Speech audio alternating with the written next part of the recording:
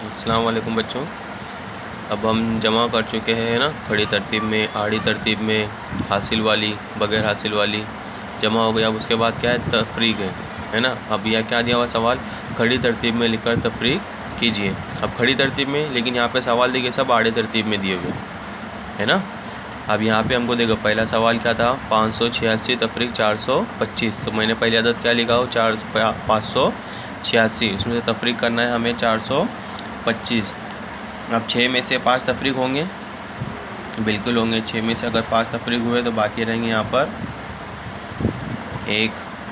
अब यहाँ पर है 8 में से 2 तफरीक होंगे, 8 में से 2 तफरीक किए तो बाकी रहते हैं यहाँ पे 6 है ना।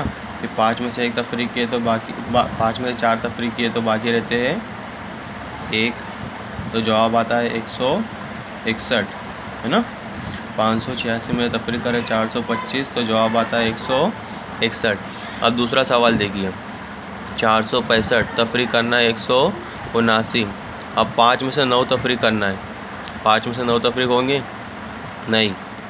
तब हम क्या करेंगे, बाजू की दहाई को खोल कर एक दहाई यहाँ पर लेंगे है ना। अब 6 में से एक दहाई निकालिए तो यहाँ पे बाकी रह गए 5। अब ये 1 दहाई और ये 5 इकाई।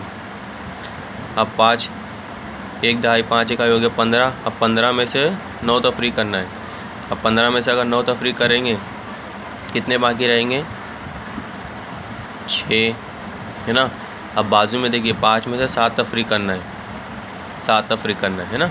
अब 5 में 7 तफरीक का फिर से हम क्या करेंगे, अब यहाँ पे सैकड़ा खोलेंगे, सैकड़े में से 1 लेंगे और यहाँ पे 4 में से हमने 1 निकाल लिया तो कितने बाकी रह गए थे यहाँ पे 3।